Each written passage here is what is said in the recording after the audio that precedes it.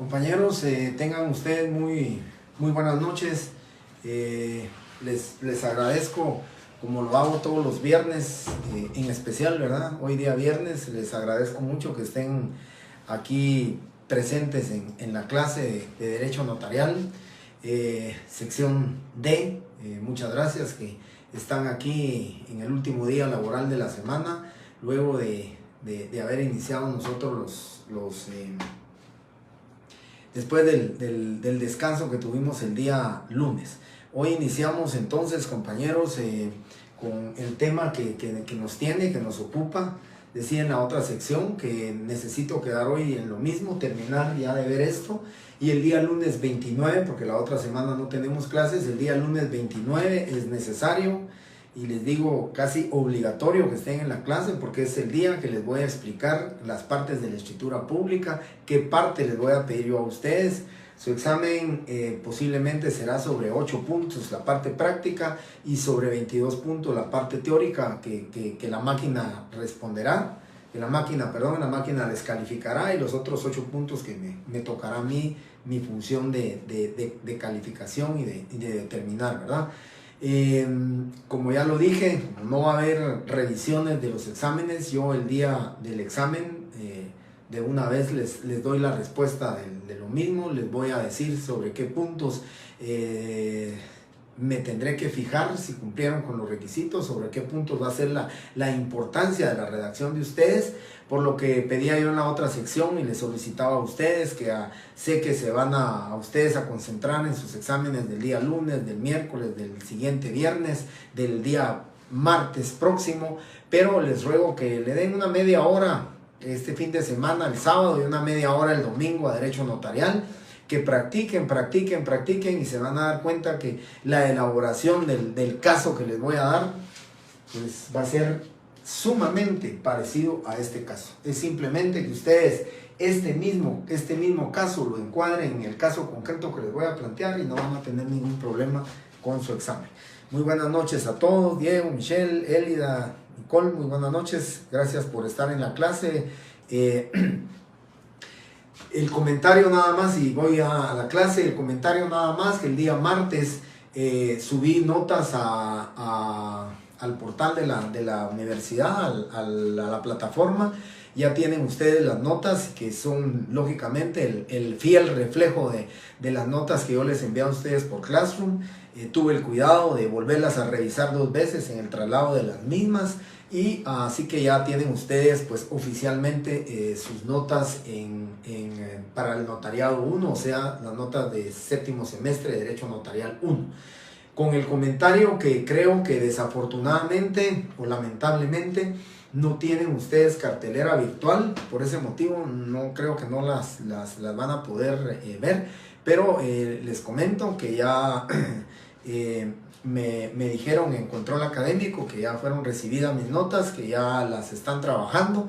Les digo trabajando porque hasta el día de mañana nos dieron de plazo a todos los profesores para que subiéramos las notas a la plataforma de notas del control académico, a efecto de que pudieran ya ir ellos emitiendo los cuadros correspondientes con respecto a la primera retrasada que se celebró el día sábado pasado. Ya tengo los resultados, pero solamente estoy esperando que nos carguen el listado de las retrasadas para que yo pueda consignarles su nota correspondiente. Si en una semana más no he logrado que me den los cuadros de retrasada, pues lo que haré es que de alguna manera les publicaré a través de fotocopia, les publicaré los cuadros de la retrasada para que ustedes estén enterados del punteo que obtuvieron.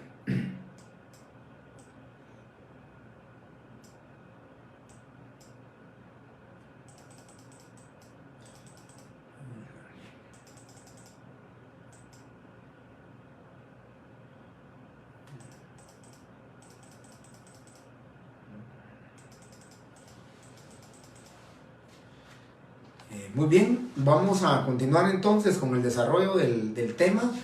Muy buenas noches a todos. Recordarán ustedes que ya vimos esta parte de la escritura pública, la comparecencia de desarrollos Inmobiliarios de Casa, Sociedad Anónima. Vimos la comparecencia de Julio Antonio Batres Mérida, la comparecencia de Carolina Mérida, que es mandataria, cómo acreditó su representación legal. Se hizo constar que tenía a la vista los documentos con los cuales, esto es plural, ¿verdad? Porque son tres representaciones legales las que se están acreditando, la de doña Suri, la de don Carlos y la de doña Carolina. Don Carlos, que es ejercicio de la patria potestad, doña Suri, que lo está haciendo en su calidad de gerente de la empresa, y doña Carolina en su calidad de mandataria de la hija, pues que ya es mayor de edad de ellos, ¿verdad? En la cláusula primera de la escritura pública, recuerdo, si no estoy mal, si no, por favor, si ustedes fueran tan amables, me lo dicen por mensaje. En la primera cláusula de la escritura pública, ya lo habíamos platicado, ahí lo que se hace es la descripción del bien, o sea, la descripción del derecho de propiedad, la descripción del bien que es objeto de la venta. Ahí recuerdo que lo leímos, que era la escritura, la finca número 22.390, folio 156 del libro 782 electrónico de Guatemala. En este tema, la cláusula primera, se hace la descripción de la finca, sus metros cuadrados, que tiene las medidas y colindancias que constan en su inscripción, y luego venimos a la cláusula segunda de la escritura pública, y recordarán ustedes que habíamos platicado. Segunda, continúa manifestando Suri Lima Santos de Gutiérrez en la calidad que comparece que por el precio de 145,000 quetzales que declara tener recibidos en este momento a su entera satisfacción, por medio de cheque del Sistema Bancario Nacional, vende la finca identificada en la cláusula anterior A. ¿Se recuerdan ustedes? El caso en concreto era que le vende la finca a los dos papás y a los dos hijos. El hijo menor de edad representado por el padre y la hija mayor de edad representada por su señora madre en su calidad de mandataria general con representación. Y luego decimos que por el precio de 145,000 quetzales que declara tener recibidos por medio de cheque del Sistema Bancario Nacional. Quiero comentarles que hice la búsqueda, no encontramos el artículo. Yo creo que les comenté, Superintendencia de Administración Tributaria, la Superintendencia de Bancos, también hice la consulta, y no hay un artículo que refiera de que es obligatorio que se haga constar que es por medio que exista esta situación. Lo que me decían a mí, se los comenté en la Superintendencia de Bancos y en la Superintendencia de Administración Tributaria, que para los efectos de la aplicación de la ley contra el lavado de dinero y contra el financiamiento del terrorismo, ¿verdad? Esto son situaciones que deben de motivar al notario a cumplir con hacer constar que no es pago en efectivo.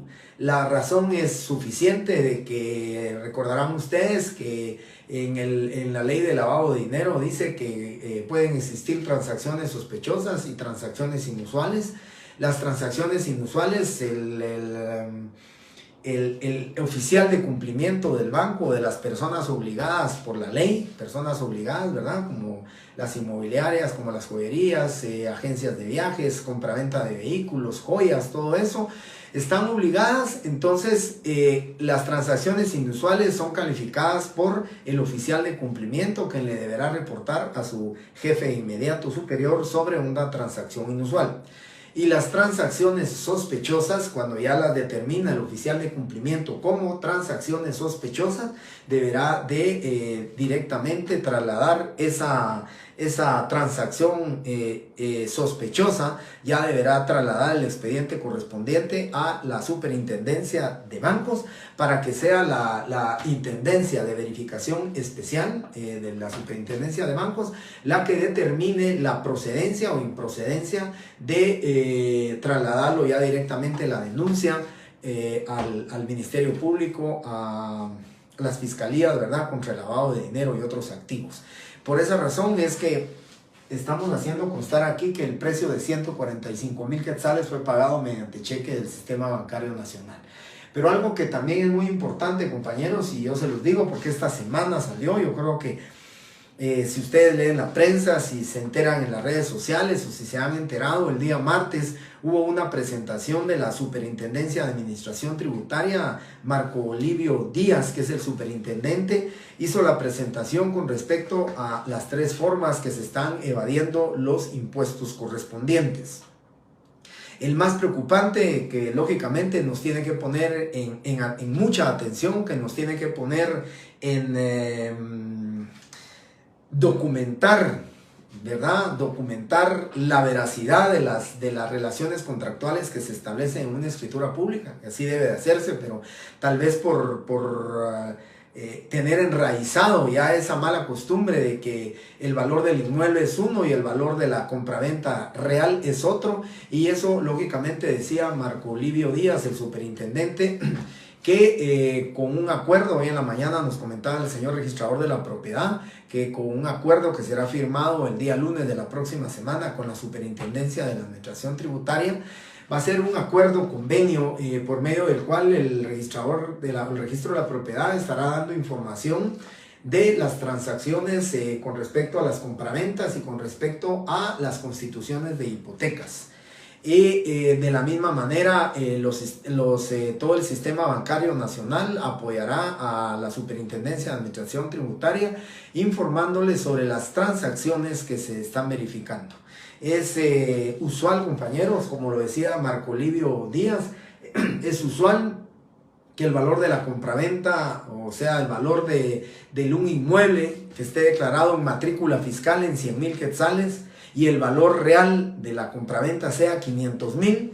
Él decía que se hace constar 100,000, se paga el impuesto del timbre sobre 100,000 quetzales, se mantiene sin ninguna variación la matrícula fiscal que corresponde, se mantiene sin ninguna variación también la ganancia de capital. Entonces decía él que son 3 impuestos los que se están evadiendo. El impuesto sobre la renta cuando hay ganancia de capital. Si nosotros vendimos en 100,000 quetzales, pero recibimos 500,000 quetzales del inmueble, esos 400,000 quetzales es ganancia de capital. Y sobre la ganancia de capital hay que pagar un 10%. O sea que sobre los 400,000 quetzales, el vendedor está obligado al pago del impuesto sobre la renta del 10%, que serían 40,000 quetzales. Luego, el YUSI, el impuesto único sobre inmuebles, si la compraventa fue sobre 100,000 documentado y 500,000 recibió el vendedor, esos 500,000 deberían de hacerse constar en el aviso de traspaso para que la matrícula fiscal subiera y el impuesto territorial, o sea, el impuesto único sobre inmuebles, ese impuesto también se incrementara en favor de las municipalidades. Y luego también lo que se pagó de impuesto del timbre fue sobre 100,000 quetzales, y esos 400,000 quetzales que están restantes y que se van a ingresar al sistema bancario nacional pero que no están documentados, es un impuesto que genera el 3% del impuesto de timbres pero que no se está cubriendo y que no se está pagando. Y otra de las formas muy usuales también es que una persona compra en 500,000 quetzales el inmueble, ¿sí? Lo compra en 500,000 quetzales, pero luego, como la ley dice que los contratos de préstamo bancario no pagan impuesto, entonces compran en 500,000 y posteriormente hipotecan a un banco ese inmueble comprado en 500,000, lo hipotecan en 1,200,000 quetzales. ¿Cómo es de representativa esa evasión del impuesto? Porque si compró en 500,000, ¿por qué el banco le está dando un préstamo sobre 1,200,000 quetzales si el inmueble no valía esa cantidad? Y recuérdense, los bancos solamente le dan un préstamo máximo del 80% sobre el valor que declaró los evaluadores autorizados de ese inmueble, ¿sí? O sea, si el inmueble fue evaluado en 1,000,000 de quetzales, el banco solamente le da hasta un máximo del 80%, o sea, le daría 800,000 quetzales. Por esa razón, compañeros, es que es importante el por qué estamos haciendo constar aquí. Si ustedes se dan cuenta, en esta escritura estamos diciendo que 145,000 quetzales y le vende.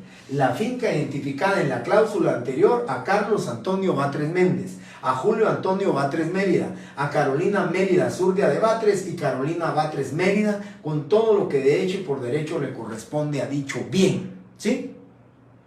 Ya le vendió entonces a los dos hijos y al papá y a la mamá, y ya tenemos ahí la compraventa. Y luego, dentro de esa misma cláusula segunda, se preguntarán ustedes por qué existe esa declaración. César dice, que en la escritura es valor de 300 quetzales, pero no recibió más que eso, es permitido. Eso es lo que yo le decía a Fran, ¿verdad? Que ese convenio conjunto entre los bancos, entre el registro de la propiedad y la superintendencia de bancos, con eso definitivamente, compañeros, creo que se va a terminar realmente esa mala práctica o esa costumbre, ¿verdad? Del cliente que dice, mire, yo voy a comprar sobre el valor que le voy a dar al señor es de 500,000 quetzales, pero le ponemos 100,000 porque la matrícula dice 100,000. Ahí hay evasión de impuestos y lógicamente ahora será el registro de la propiedad el que va a informar los valores correspondientes, y serán también los bancos los que van a fiscalizar, porque cuando usted llega al banco y va a ingresar un cheque de 500,000 quetzales, el banco le está pidiendo que demuestre la procedencia lícita de ese dinero, y la forma de demostrar la procedencia lícita es enseñando fotocopia de la escritura de compraventa. Pero vayan a saber ustedes que la escritura de compraventa dice 100,000 quetzales y él va a ingresar al banco un cheque por 500,000 quetzales, o uno por 100,000 y otro por 400,000. Esos 400,000 quetzales son los que la SAT ahora va a perseguir. Esa diferencia es la que ahora la SAT, por medio de informaciones de los bancos y del registro de la propiedad, va a determinar, va a citar a las personas, les va a decir que pague el impuesto dejado de pagar y además recargos, intereses por mora y las multas correspondientes por la forma en que se está evadiendo el impuesto. Yo creo que ahora los notarios lo que vamos a tener que hacer es explicarles a nuestros clientes que nosotros no podemos también ser cómplices de esta actividad evasora tributariamente hablando, y entonces definitivamente le va a corresponder nosotros los notarios, en el entendido de que posiblemente nos van a bajar las escrituras, porque va a haber gente que posiblemente ha hecho sus cálculos para pagar un impuesto sobre 100,000 quetzales. Cuando se le diga que el valor del inmueble es 500,000, el valor real, y que va a tener que pagar el 3% sobre los 500,000, no sobre los 100,000, pues lógicamente nos va a ir disminuyendo el tema de las escrituras públicas, pero de alguna manera pues también el fisco, ¿verdad? Y la Superintendencia de Administración Tributaria tiene que irnos encuadrando en una cultura tributaria que lógicamente le hace falta a nuestro país.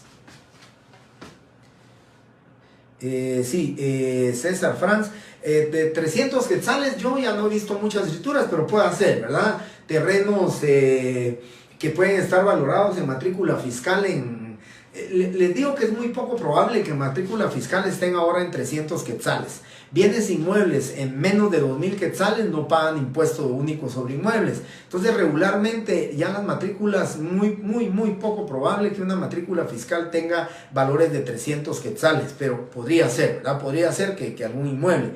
Pero lo mejor que podríamos hacer es decirle a nuestros clientes, en una de 300 quetzales ya no van a encontrar terrenos de 300 quetzales.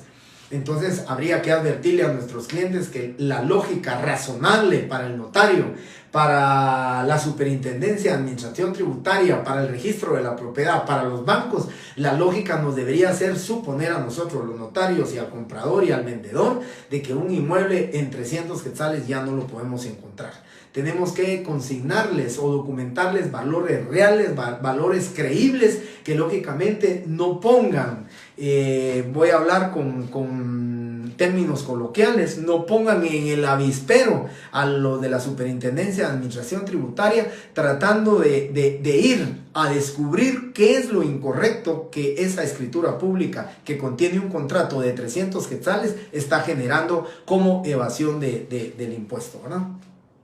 Bien, continúo entonces, compañeros. Les decía a ustedes Se preguntarán por qué declara Suri Lima Santos de Gutiérrez, bajo solemne juramento prestado de conformidad con la ley advertida de las penas relativas al delito de perjurio, que el bien inmueble que vende se encuentra declarado en matrícula fiscal municipal por la cantidad de 145,000 quetzales. Si ustedes ven, el valor de la matrícula fiscal y el valor de la compraventa empatan, ¿sí? El valor de la compraventa es 145,000, el valor de matrícula fiscal declarado en matrícula fiscal es de 145,000 quetzales, entonces está empatado. Pero ¿por qué esa declaración? Preguntarán ustedes, bueno, ¿por qué declara bajo juramento? Porque la razón es sencilla.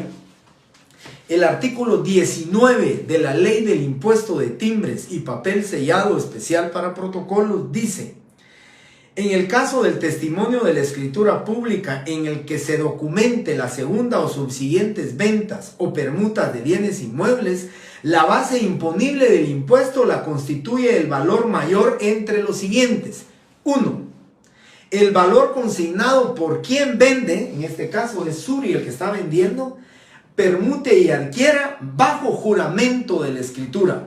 Entonces dice que bajo juramento el vendedor debe declarar que ese valor que se está vendiendo el inmueble, ese es el mismo valor al que está declarado en matrícula fiscal.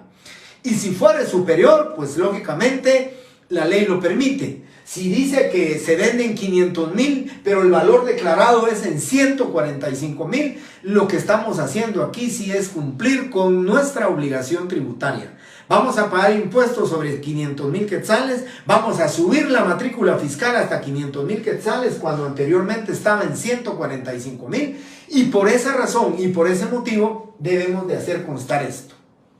La otra forma de hacer constar cuál es el valor, ¿sí?, el valor real del inmueble, el valor fiscal, el valor municipal, el declarado en matrícula, dice el valor establecido por un valuador autorizado. Un valuador autorizado por el Ministerio de Finanzas puede dar el valor del inmueble y puede decir que está declarado en esto. Y la otra forma es el valor inscrito por el contribuyente en la matrícula fiscal o municipal. Significa que si no declaramos bajo juramento el valor del inmueble, debemos de acompañar al testimonio para que nos lo puedan inscribir, o acompañamos el avalúo de un valuador autorizado en el testimonio, o acompañamos una certificación del secretario municipal de la municipalidad en cuya jurisdicción se encuentre el inmueble, para los efectos de que se pueda determinar cuál es el valor declarado en matrícula fiscal. Esos son los tres documentos, ya son las tres formas en que se va a declarar el valor del inmueble, o sea, el de la matrícula, y por esa razón yo siento que el más sencillo, el que no tenemos que obtener una documentación, pues el más sencillo es que el vendedor declare bajo juramento que ese es el valor del inmueble declarado en matrícula fiscal, que ese es el valor real de la venta y que sobre ese valor se está pagando el impuesto que corresponde, ¿sí? Hasta ahí vamos entonces con el tema de la compraventa. Luego, dentro de la misma escritura viene la cláusula tercera, compañeros, y la cláusula tercera es en cumplimiento de lo que establece el artículo 30 del Código de Notariado, que dice: en todo acto o contrato, el otorgante que se obligue hará constar de manera expresa si sobre los bienes que motivan el acto o contrato existen o no gravámenes o limitaciones, cuando estos puedan afectar los derechos del otro otorgante, y el notario les advertirá las responsabilidades en que incurran si así no lo hicieren.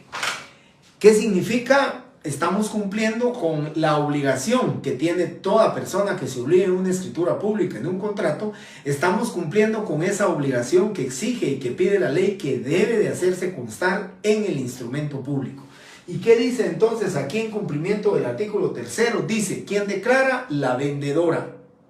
Dice: por advertencia que le hace el infrascrito notario Suri Lima Santos de Gutiérrez, en la calidad con que actúa, manifiesta que sobre el bien que vende no pesan gravámenes, anotaciones ni limitaciones que puedan afectar los derechos de la parte compradora, y que se encuentre enterada de las responsabilidades en que incurre si no fuere cierto, por advertencia del infrascrito notario. El notario le advierte, el notario le dice, usted está obligada a declarar, ¿sí?, de que no pesan gravámenes, anotaciones ni limitaciones y lógicamente sin perjuicio, ¿verdad?, del derecho de la parte compradora a su derecho del saneamiento, ¿verdad? Ese derecho del saneamiento siempre lo vamos a tener.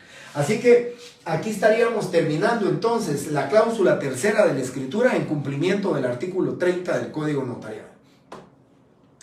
Recuerdo y les digo, siempre, compañeros, es importante que todos los artículos que yo les refiera, que yo les lea en clase, ustedes tienen que leerlo, tienen que aprenderlo y lógicamente subrayarlo, porque el día del examen pues, van a tener ustedes la gran fortuna, lo digo, que van a tener su código, sus copias, sus leyes, van a tener ustedes su teléfono, van a tener una computadora y como escuchaba yo a un profesor que decía que a veces hasta porras tienen ustedes cuando están haciendo su examen y entonces, compañeros, van a tener o tienen muchas de las llamémosles muchas herramientas, muchas ayudas para que ustedes puedan elaborar un buen examen. Bien, y luego en la cláusula cuarta, recuérdense que la compraventa debe ser aceptada. Entonces dice cuarta, por su parte Carlos Antonio Batres Méndez y Carolina Mérida Zurdia de Batres manifiestan que en los términos relacionados aceptan la venta del inmueble que se le hace a ellos y a sus respectivos representados. ¿Por qué se dice a sus respectivos representados? Porque los que están representando al menor de edad y la señora que está representando a su hija mayor de edad por medio del mandato general con representación, ellos están aceptando la venta, porque la venta es para ellos cuatro, los dos padres y los dos hijos. Entonces, de manera respectiva, Carlos Antonio Batres, en nombre propio, recibe y acepta. Carolina Mérida Zurdia recibe y acepta. Pero también manifiestan que lo aceptan en nombre de sus representados, de sus respectivos representados, Carlos Antonio de su hijo y Carolina Mérida Batres de Mérida Zurdia de Batres en representación de su hija. Ellos están aceptando la compraventa del bien inmueble. Y luego viene la parte final, la parte denominada cierre, que ya lo vamos a ir viendo. Quiero comentarles, y tal y como una compañera en la otra clase lo hacía, y yo les comentaba por qué. Ella me preguntaba por qué hay dos veces la palabra doy fe aquí y doy fe al final. Yo le decía que es una práctica mía, es una costumbre mía de redactar de esta manera. El doy fe final es prácticamente de toda la redacción, de todo el instrumento público.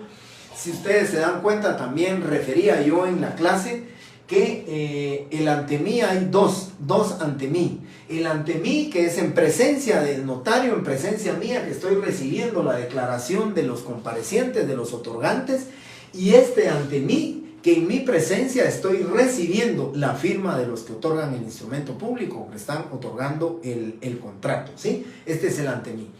Y aquí hay dos veces doy fe.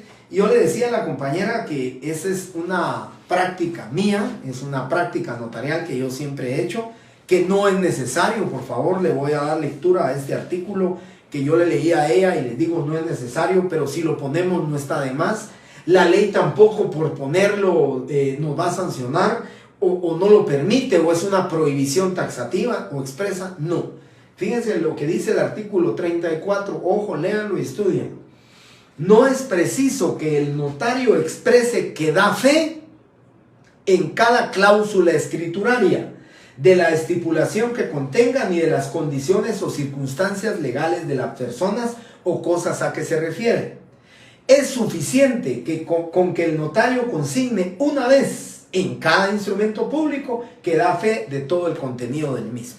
Aquí yo lo hago dos veces, lo hago aquí en el momento que inicio el cierre de la escritura, digo doy fe de tal cosa, de la expresión de ellos, y por último le pongo el doy fe antes de la firma de los otorgantes como cierre del instrumento público de todo el contenido del mismo. Vuelvo a repetir, lo pueden utilizar dos veces, lo pueden utilizar una sola vez, Dice el artículo 34, para que lo tomen, lo apunten, igual que el 30 que acabamos de hablar. Les comento y les digo, el artículo 34 simplemente dice, ¿verdad?, que no es necesario.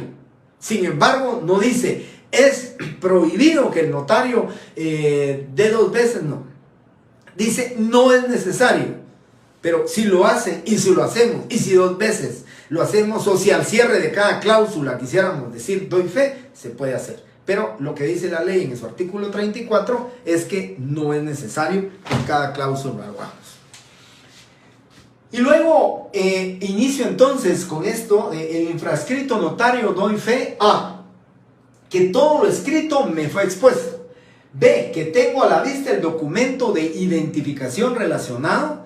Eso, por favor, compañeros, tengan cuidado en su examen, mucho cuidado, porque si ustedes lo copian o si ustedes no lo han estudiado, no lo han practicado, pueden cometer el error.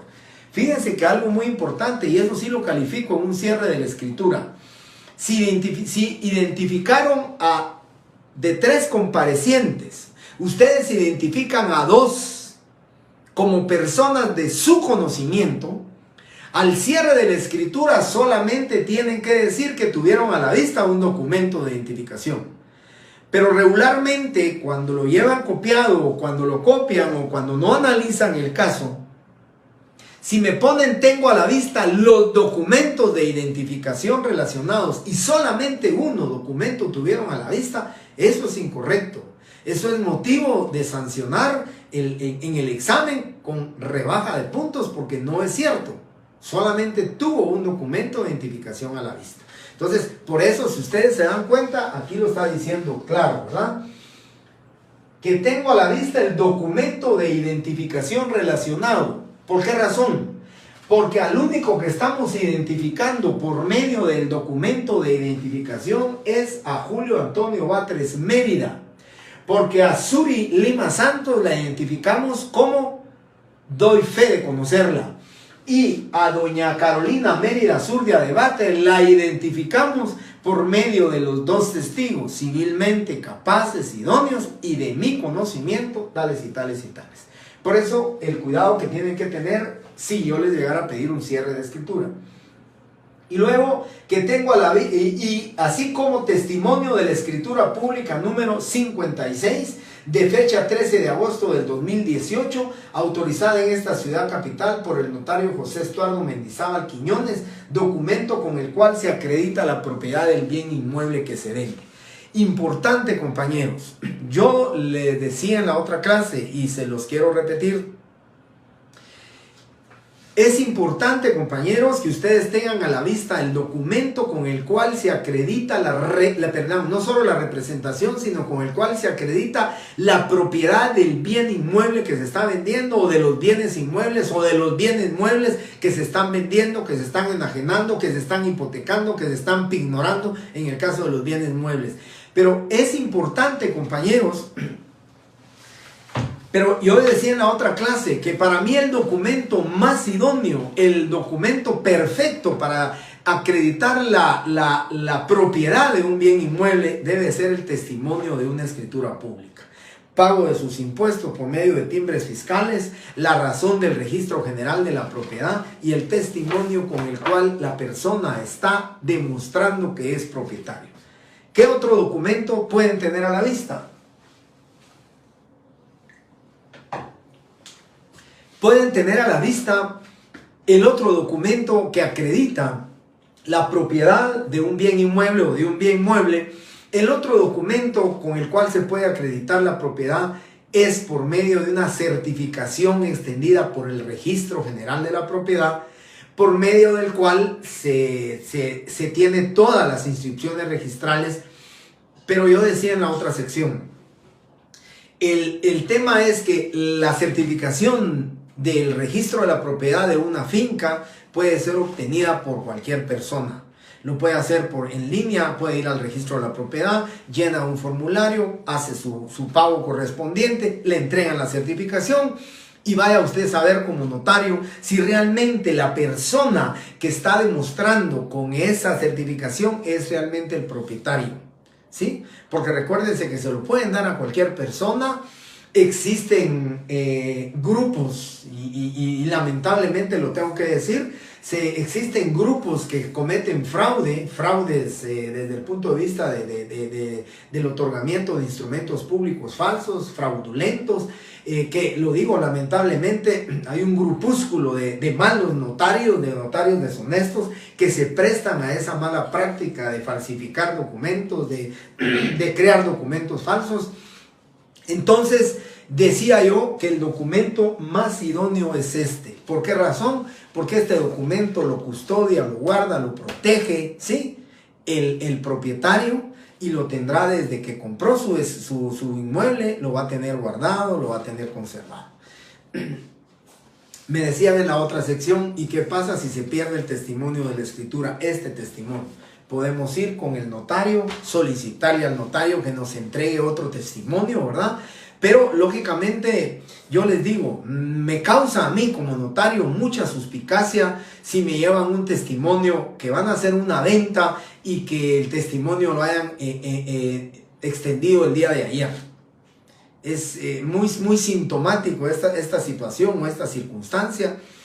Yo por algunas situaciones llamémosle por algunas experiencias, malas experiencias que se han tenido, que hemos tenido en la empresa donde yo asesoro, soy cuidadoso que cuando me piden un testimonio de la escritura pública, no se lo entrego a cualquier persona. La ley dice que las escrituras públicas podrán ser consultadas por cualquier persona y que cualquiera tiene el derecho de pedir un testimonio, pero yo pienso que debe de entregársele única y exclusivamente a la parte interesada, a la parte que tiene interés y a la parte que no solamente demuestre, ¿verdad?, y manifieste el interés, sino que realmente acredite cuál es la necesidad de obtener ese segundo testimonio. Porque si no, se lo podemos extender a cualquier persona y esa cualquier persona puede utilizar mal ese testimonio de la escritura pública para ir a cometer fraude, para ir a cometer estafas que lógicamente, ¿verdad, compañeros? No corresponde y no deberíamos de poner en tela de juicio estos documentos. Creo que, vamos a ver, había una pregunta aquí que no había visto, y si en efectivo también se coloca en escritura. Si es, miren, si es menor de 40,000 o 30,000 quetzales, lo podemos poner en efectivo. Pero yo debo de decirle a la compañera que preguntó si es en efectivo, yo quisiera comentarle que protejámonos nosotros como notarios y protejamos también a nuestros clientes. No nos prestemos a que los pagos de las compraventas se hagan, por ejemplo, en 100,000 quetzales en efectivo, porque no sabemos nosotros la procedencia lícita de ese dinero y de alguna manera después nos pueden vincular a nosotros en una mala práctica, digamos, notarial. Entonces yo pues les recomiendo que arriba de 30,000 quetzales no deberíamos de aceptar que se pagaran en efectivo, y pues consignarlo es muy fácil, ¿verdad? El documento pues lo puede ser. Con el tema que yo les decía, que la escritura podemos poner que recibió 30,000 quetzales por la compraventa y ahí se terminó, pero realmente su valor era de 200,000. Entonces vamos a consignar 30,000, pero esos 170,000 quetzales, perdónenme que coloquialmente lo digo, que se encuentran en el aire contractualmente hablando, pues definitivamente no procede, ¿verdad? Alan, se ha dado casos en que venden propiedades. Yo supe un caso cuando es la mala práctica que usted indica. Sí, compañeros, miren, de verdad que se han dado muchos casos. Hay un caso que está en investigación en el Ministerio Público. Llegaron a la oficina con una solicitud, por supuesto, de colaboración, ¿verdad? Para que yo enseñara, fue una prueba que yo enseñara el protocolo del año 1996 de unas compraventas de unos inmuebles, donde una persona compró como aquí en Prados de Villahermosa, compró como 12 inmuebles, y él es constructor y después construye y va vendiendo el inmueble, pero creo que tuvo su problema con estos temas de la construcción, tuvo un problema. y en el momento que vendieron los bienes inmuebles, pues fueron 3 bienes de los 12 que él compró, de los 3 bienes inmuebles que le vendieron fraudulentamente, pues él presentó la denuncia. Entonces llegó un perito en dactiloscopía y en grafología y le fueron a tomar fotos al protocolo, porque esa era la escritura donde la empresa le vendió a esta persona. Pero esta persona, pues creo, no es simple, pero creo que va muy bien encaminada la prueba dentro del mismo, porque él se encontraba detenido y eso lo hizo constar el sistema penitenciario. Él se encontraba detenido en la fecha que se hicieron las escrituras de compraventa. Entonces, lógicamente, pues el proceso va ahí encaminado, ¿verdad? Que pueda suceder que él haya firmado en la cárcel, también pudiera suceder, ¿verdad? Pero el tema, lo que yo les digo, debemos de protegernos, porque hay un grupo de verdad, de malos notarios que se prestan a estas cosas fraudulentas, ¿verdad? Entonces la licenciada, porque es una notaria, la que que especializó en grafología, llegó a hacer la toma de los protocolos y todo, para determinar que la firma que él tiene cuando compró es totalmente diferente a la firma de donde él vendió esos 3 bienes inmuebles. Y les cuento que si hubieran logrado hacerlo, posiblemente los 12 terrenos de aquí de Prados de Villahermosa hubieran pues pasado a manos de otra persona. Por eso le digo que debemos de tener mucho cuidado con esto. Bien, ya vamos con el cierre de la escritura. Dice, por último, que leo lo escrito a los otorgantes, quienes enterados de su contenido, objeto, validez y efectos legales, lo aceptan, lo ratifican y firman, a excepción de Suri Lima Santos de Gutiérrez. ¿Sí? El caso así lo decía, ¿verdad, compañeros? Yo lo leí en la otra sección, el caso así claramente lo decía. La señora Suri Lima Santos de Gutiérrez es persona de su conocimiento. Aquí le pusimos, ¿verdad?, a quien doy fe de conocerla, y no podrá firmar el instrumento por tener lesionada su mano derecha.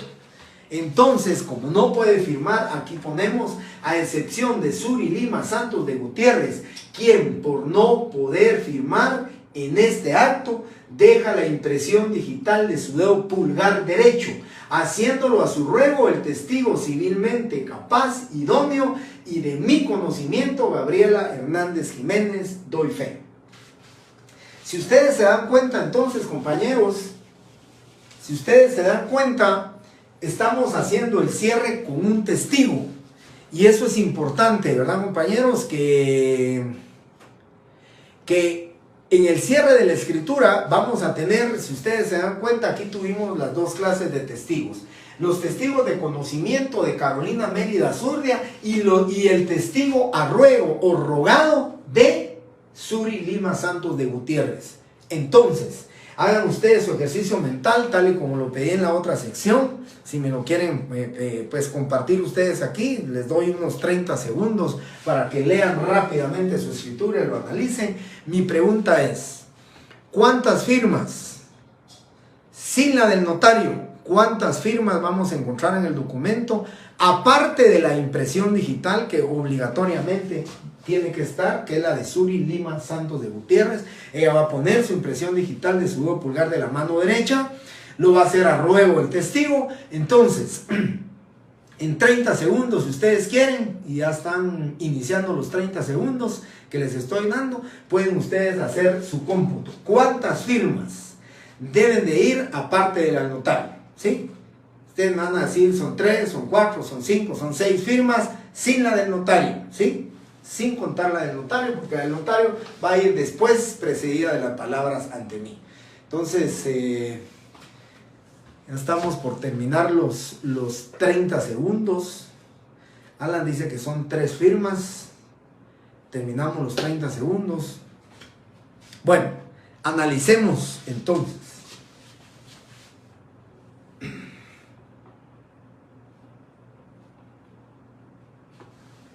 Una impresión digital, ¿sí? Esta es una impresión digital nada más. Nia dice que son 2 firmas, Ronnie 3 firmas. Bien, entonces tenemos una impresión digital de Suri. Pero ahora vamos a venir con las firmas. Firma don Carlos. Don Carlos, la primera firma. Luego tenemos la firma de Carolina Mérida Zurdia de Batres. La segunda es Carolina. Y recuérdense algo muy importante.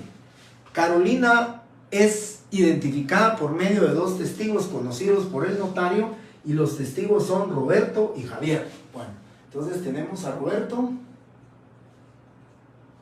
y tenemos a Javier.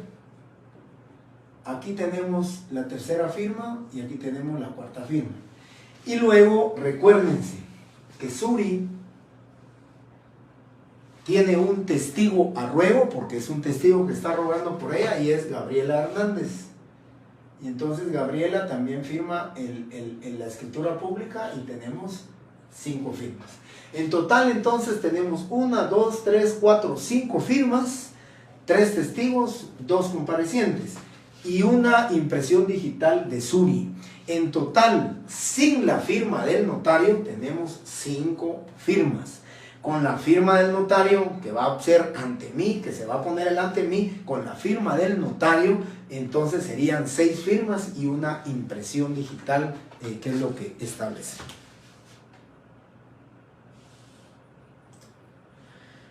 Bien, Elida, la que puso 5, al principio había puesto 4, pero puso las 5.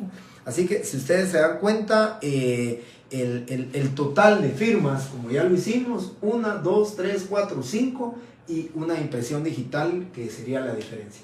El ante mí que va a poner el notario, ¿verdad? Va a poner el ante mí y aquí, y sería la firma del notario, y con esto lo tendríamos.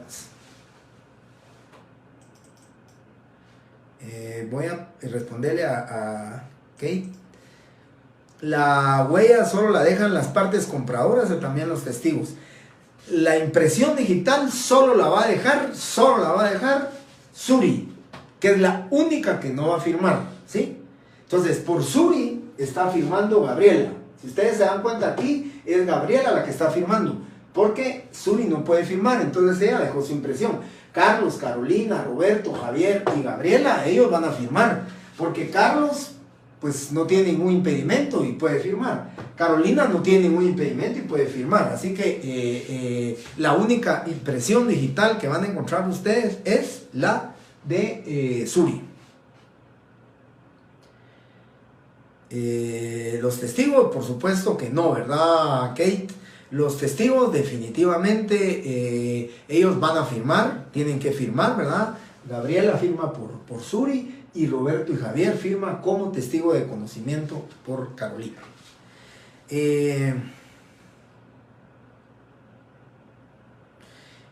Una consulta, si él fuera el notario el que no pudiera firmar, no, compañeros, definitivamente sí. Y por ejemplo, me pongo en mi caso, ¿verdad?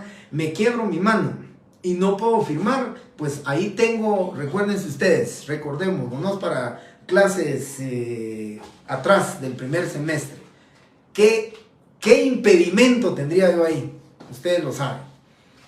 Acuérdense que eran impedimentos físicos y materiales. Yo tendría un impedimento físico para ejercer el notariado en ese momento si yo no puedo firmar. Recuérdense que el artículo 31 dice: como requisito esencial del instrumento, las firmas de todos los que intervienen en el acto contrato, o sea, la del notario. Sin la firma del notario no hay principio de autenticidad, no hay actividad autenticadora del notario, por consiguiente no se puede. Si yo tengo quebrada mi mano, tengo impedimento para ejercer el notariado y definitivamente no voy a poder elaborar instrumentos públicos mientras yo no pueda firmar. Y si fuera, llamémosle, fuera permanente, digamos, el que mi mano que fuera permanente, pues tendría que aprender a firmar con mi mano izquierda para poder firmar el instrumento público y hacerme. Pero no hay ninguna otra manera de sustituir la firma del notario, no hay manera de hacerlo. Ajá.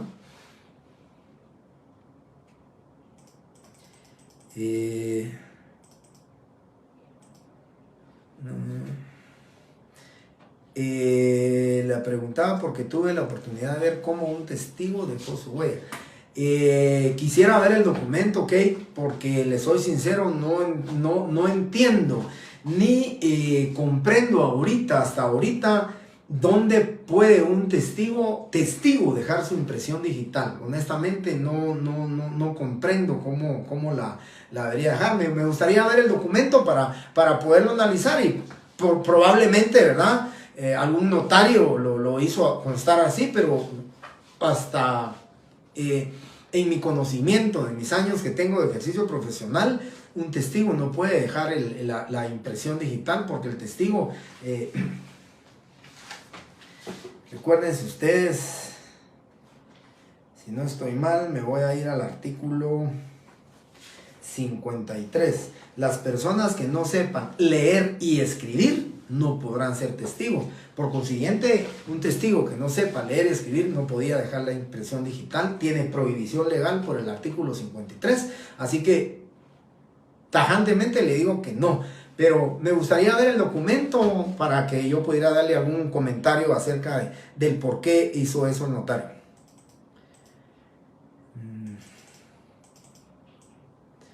Luego, Suseli, ¿verdad? Es que Suri no puede firmar porque está lesionada de la mano, por eso deja su impresión. Así es, así es. Suseli, yo le respondo que Suri no puede firmar porque tiene, digamos, quebrada la mano, totalmente enyesada, y no va a poder firmar. Entonces puede poner la impresión digital de su mano, de pulgar izquierdo, dice la ley, o el derecho, ¿verdad? Imagínense que tenga enyesada la mano, pero tenga de fuera su pulgar derecho, pone su impresión digital y sin ningún problema puede dejarlo, ¿verdad? Ese es en el caso de... Recuérdense que la ley dice no puede o no sabe. No sabe es porque no sabe leer y escribir el otorgante. Entonces, como no sabe, entonces lo van a poner. ¿Quién por no saber firmar? En el caso de Suri estamos diciendo ¿quién por no poder? Porque no puede. Ella sí sabe, pero no puede. Ese es el tema. Pero sí, Suseli, así le respondo, ¿verdad? No puede firmar porque está lesionada, por eso dejó su impresión digital. No había otra manera. Si no supiera, pues ahí sí, ¿verdad? La va a dejar porque no sabe. Y si el notario, por prevenir de futuros problemas, les pide que dejen su impresión digital. Bien, Alan, yo ya he visto escrituras donde el notario dice, aceptan, ratifican y firman el instrumento público. Y en prueba de certeza y seguridad jurídica, dice, además deja la impresión digital de su dedo pulgar de la mano derecha. Eso yo lo he visto en alguna práctica notarial, sí lo he visto y se puede hacer. Lo único que yo les digo a ustedes, mis alumnos, o lo comento con mis amigos que ejercemos la profesión de notario, que eso causa mucha suspicacia. ¿Por qué le vamos a poner la impresión digital y además la firma? ¿Verdad? Eso causa, y además de la firma, la impresión digital. ¿Qué tenemos pena? ¿Qué tenemos miedo nosotros si tenemos la fe pública como notarios de que están firmando en nuestra presencia? ¿Sí? Que Carolina firmaron en mi presencia, que Suri dejó su impresión digital.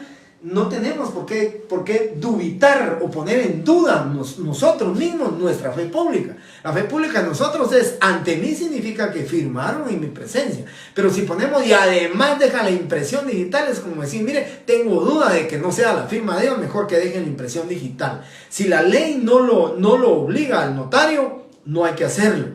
Como no lo obliga y no se lo prohíbe, lo puede hacer, es correcto. Pero yo lo que creo es que causa mucha suspicacia, ¿verdad? Es demasiada suspicacia, imagínense ustedes. Por eso mismo en algunos hospitales o en algunos centros hospitalarios, cuando oyen entrar a un abogado, y yo les digo así, ¿verdad? Porque les dicen abogado, pero voy a entrar a un abogado y que es el notario. De verdad no dejan entrarnos porque primero ellos son médicos, enfermeras, trabajadoras sociales, que no saben qué clase o qué tipo de documentos van a ir a firmar, ¿verdad? Regularmente en accidentes de trauma, donde se causa un trauma, regularmente son abogados los que llegan buscando al accidentado para que les firme un desistimiento, ¿verdad? Del proceso. O en otros casos, pues simplemente la persona ya está muy grave y lo que necesitan es que firme En el mejor de los casos que firme un testamento, pero en el peor de los casos que de una vez haga la compraventa trasladando todos los bienes inmuebles a favor de determinada persona.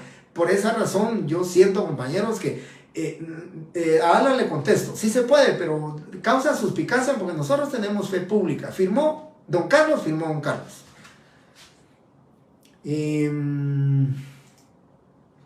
Bien, ahí estamos entonces, compañeros. Solo quiero agregar algo más, porque esto, yo sé, les interesa mucho lo de su examen, pero como ustedes vienen siempre a clases, miren, la verdad es que casi siempre miro los mismos nombres, los que están aquí.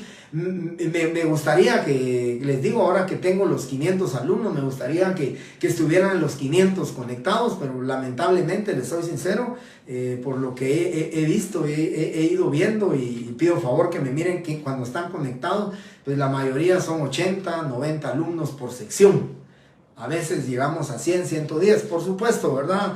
Me queda la satisfacción de que posteriormente el video lo miran, que ya lo han visto, que 400, 500 personas, entre algunos alumnos de otras secciones, entre algunos alumnos de otros semestres, algunos de mis alumnos que me han pedido autorización para ingresar porque están estudiando para su privado, entonces me comentan que quieren pues refrescar un tanto estos temas, y por eso es que algunos ingresan en la clase. Bien.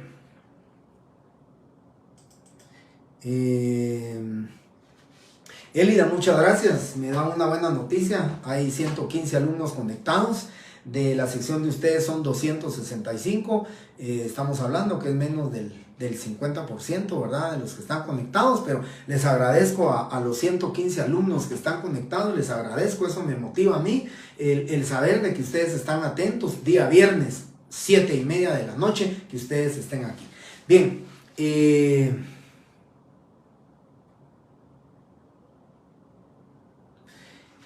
no es imprudente, que de ninguna manera, de ninguna manera. Si al final, ¿quiénes son las partes que pueden dejar huella? Miren, dejar impresión digital son los otorgantes, ¿sí? Testigos no, los otorgantes cualquiera. Y eso, por favor, miren, Kate dice que no quería ser imprudente, pero creo que fue muy prudente con hacerme esa pregunta, porque a eso me iba a referir ahorita. Ella está preguntando quiénes entonces, dice, al final son los que pueden dejar impresión digital. Todos los otorgantes, menos los testigos, ¿sí? Todos los otorgantes. Y es más, podría, de los auxiliares del notario, podría el traductor o el intérprete, él sí puede dejar su impresión digital. Si es un intérprete que, por ejemplo, va a tratar de traducir, pues él podría dejar su impresión digital.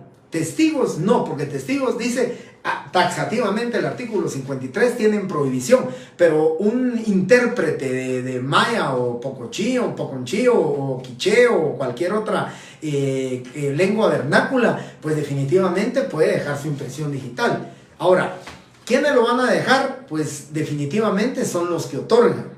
Y lo prudente de ella, de la compañera Díaz, Díaz, ¿verdad? Sí, lo prudente de ella es la pregunta, porque miren, a eso me quería referir. En este caso yo puse solo que Suri no podía firmar, pero recuérdense que algo muy importante dice al final el artículo 29 en el numeral 12, ¿verdad? Miren lo que dice. Si el otorgante no supiere o no pudiere firmar, pondrá la impresión digital de su dedo pulgar derecho, y en su defecto otro que especificará el notario.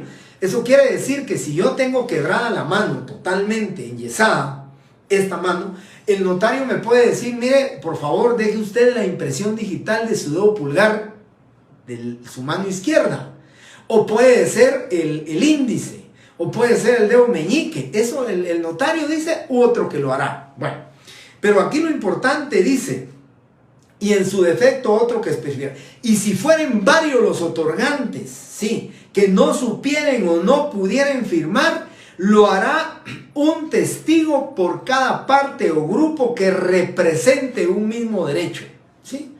¿Qué significa esto, compañeros? Imagínense, aquí va la respuesta para Kate.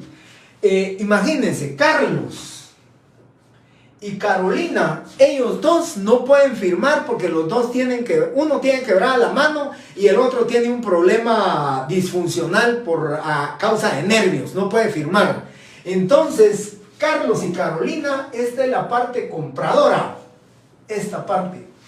Como es la parte compradora y los dos no pueden firmar, dice la ley que lo hará por él un solo testigo, porque es la parte compradora. ¿Qué pasaría si la parte vendedora fuera Julio, fuera Jorge y fuera Oscar? Ellos tres fueran la parte vendedora. Ellos son los que le venden a Carlos y Carolina. Y los tres no pueden firmar el instrumento público, entonces lo hará un testigo por ellos tres. Eso es lo que dice aquí. Si en su examen yo les dijera a ustedes que la parte compradora integrada por Rosa y por Carmen, ¿sí?, no pueden firmar, lo harán por Rosa y por Carmen un solo testigo. No me van a poner dos porque la ley dice un solo testigo por cada. Y si por ejemplo Julio y Jorge fuera la parte vendedora y tampoco pueden firmar, entonces sería por Jorge y Julio un testigo y por Carmen y Rosa otro testigo. No serían 4 testigos, sino que uno por cada parte o grupo, dice, que represente o acredite un mismo derecho. Esa es la respuesta, así que para mí se puede hacer así. María André.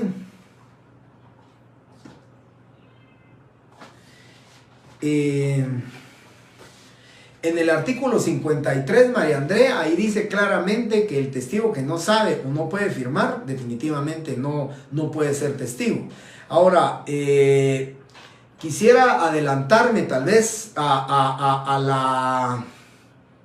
la imaginación que María Andrea tiene, que el testigo, por ejemplo, que el testigo no es que no sepa leer y no es que no sepa escribir, sencillamente el testigo también tiene quebrada la mano, ¿sí? Y no puede firmar, buscamos otro testigo.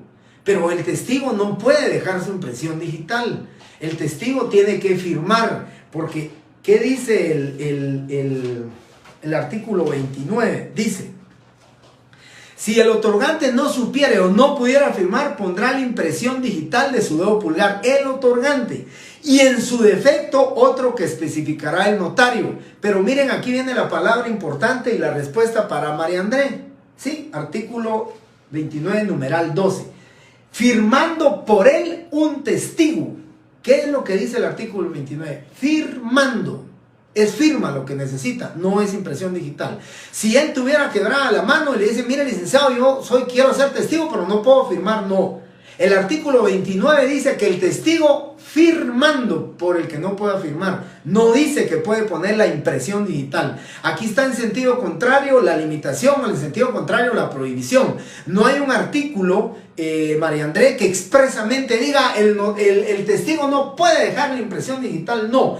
Pero la interpretación de la norma contenida en el artículo 29, numeral 12, dice: firmando por él un testigo. ¿Qué significa? Firma es la manera gráfica de que él está aceptando ser testigo y que está apoyando y auxiliando al notario. Impresión digital, definitivamente testigo no puede. Ahí estamos entonces, artículo 53, correcto lo que dice Alan. Anaí Gutiérrez dice: y tiene que firmar un testigo a ruego a favor del intérprete que no puede firmar. Es correcto, correctamente. Se me olvidó apuntar eso, pero Anaí lo está diciendo muy correctamente. Si el intérprete, miren, traductor jurado definitivamente no, ¿verdad? Porque el traductor jurado, si es traductor jurado, pues tuvo que haber llenado todos sus exámenes y todo, y entre ellos tiene que firmar. Pero si fuera un intérprete que va a hacer el favor de interpretar, ya les decía, el quiché o el man, el pocomán, lo va a traducir al idioma español, pues puede hacer que él tenga sus limitaciones, ¿verdad? Entonces puede hacer que él va a dejar la impresión digital, pero ahí sí necesita un testigo a ruego de ese, no es testigo, él es intérprete. La ley dice traductor jurado de preferencia o un intérprete, ¿sí? Ahí sí es correcto, Anaí. Bien, compañeros, hasta aquí nos quedamos. Gracias y afortunadamente Dios, me quedo igual que en la otra sección. Les pido por favor su comprensión. El lunes 29 los espero en clase. Así les puedo dar de descanso el día viernes 2 de septiembre. Para que ustedes no tengamos clase después de su examen. El examen se lo resuelvo ese mismo día a las 9 de la noche. Se lo resuelvo y el día viernes tendríamos descanso. Pero les ruego por favor el día 29 que sí estén en la clase, porque les voy a decir de dónde a dónde es la parte llamada introducción, de dónde a dónde la parte llamada cuerpo, de dónde a dónde la parte llamada cierre de la escritura, y tenemos que ver las clases de escrituras públicas desde el punto de vista notarial, principales, secundarias, accesorias o canceladas. Es correcto.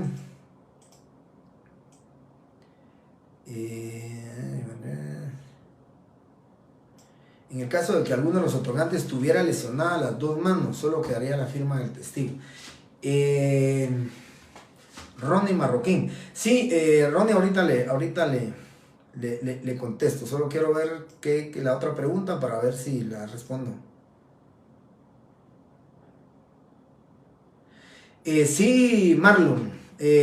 Aunque exista la firma de ese testigo, ¿cuál es la manera gráfica de aceptar un contrato, una escritura pública? La manera gráfica es la firma del otorgante o la impresión digital. La impresión digital tiene que estar aunque van a firmar un testigo. Si no, imagínense qué inseguridad jurídica. Viene el notario y viene y le dice a cualquier testigo, miren, firmen por Anaí, pero Anaí no está presente y Anaí no está de acuerdo con el instrumento. Definitivamente no. Tiene que estar la impresión digital o la firma de los otorgantes. Cualquiera de las dos cosas, son la impresión o la firma. Néstor, el examen es a las 8 de la noche, a las 20 horas para las dos secciones. Sí, las partes del instrumento público no solo las voy a mencionar, se las voy a explicar, porque eso es lo que voy a preguntar en el examen. En el examen les voy a pedir un cierre o una comparecencia o introducción, pero eso se los voy a decir. Solo me faltó una pregunta que me corrí, pero ahorita creo que es Ronnie. Ronnie, solo voy a contestar rápidamente esto. En la otra sección, en las secciones del año 2021, del 2020, 2019, siempre me hacen esta pregunta. ¿Qué pasa si la persona no tiene? Porque usted está diciendo aquí que alguno de los otorgantes tuviera lesionadas las dos manos, pero lesionadas hasta dónde que no pueda poner su impresión digital. Porque si ustedes se dan cuenta, a alguien que le enyesan su mano, regularmente le dejan los pulgares o le dejan los dedos libres. Entonces podría poner la impresión digital y ahí no tendríamos ningún problema. O como dice la ley, si no es el lado derecho, puede ser el lado izquierdo, cualquiera de esos. O sea, eso definitivamente es el notario el que va a decir, mire, ponga su impresión digital a ver de qué manera lo puede poner. En el peor de los casos, porque siempre me hacen esa pregunta, mano, y usted me dice en uno de los buenos casos, ¿verdad? Que dice, si tuviera lesionadas las dos manos. Pero me han preguntado en las secciones, ¿qué pasaría si no tiene las manos la persona? Recuérdense que hay muchas personas que no tienen sus manos, pero tienen garfios. Y con eso pueden tomar un lapicero y pueden firmar. Recuerden también, la manera gráfica es la firma, y la ley no dice que la firma debe hacerla con las manos. Ustedes han visto pinturas, pero preciosas, unas obras de arte de personas que el pincel lo toman con la boca y hacen si la persona puede tomar con la boca el lapicero y de manera gráfica hacer constar ahí su aceptación, lo puede hacer, ¿verdad? Ese es en los casos. Y si solamente tiene sus muñones, si puede tomar un lapicero y puede gráficamente firmar el instrumento público, también lo puede hacer, ¿verdad? O sea, esa es la forma en que el notario va a recibir la firma. Y en el peor de los casos, yo asesoré una tesis de una compañera que escribió acerca de los testigos a ruego, y ella escribía sobre un caso en concreto que ella investigó en un tribunal donde la persona no tenía sus cuatro miembros, ¿verdad? No tenía ni pies ni manos, y no había la forma en que él pudiera, digamos, gráficamente aceptar el instrumento público. Y un abogado lo presentó ante un juzgado, pero también, como en su calidad de notario, le solicitaba al juez que en su presencia, en un juicio voluntario, ¿verdad? En un juicio voluntario, que en su presencia se recibiera la declaración de voluntad y así se hiciera constar en la diligencia la razón por la cual no había testigo y no había firma del otorgante. Así se hizo constar en una diligencia judicial, se acompañó al testimonio y fue una manera, para mí, una manera muy práctica de resolver una situación de la que Ronnie Marroquín me está preguntando, en el caso que imagínense drásticamente o pensándolo así, que tuviera enyesadas las dos manos y definitivamente no va a poder hacerlo, ¿verdad? Pero yo sí quiero decirles que regularmente, miren ustedes, en los traumas, en todo, regularmente siempre les dejan los dedos de las manos, ¿verdad? Se los dejan libres para que de alguna manera pudieran tomar algo. Esa es mi respuesta para Ronnie. Creo que ya no tenemos más respuestas. Anaí, ahí. Vamos a ver. David Díaz es firmar y poner el nombre completo a mano. Pues recuérdense que nosotros la firma no es poner el nombre completo, ¿verdad? Regularmente hay muchas personas que me preguntan a mí, licenciado, ¿firmo o pongo mi nombre completo?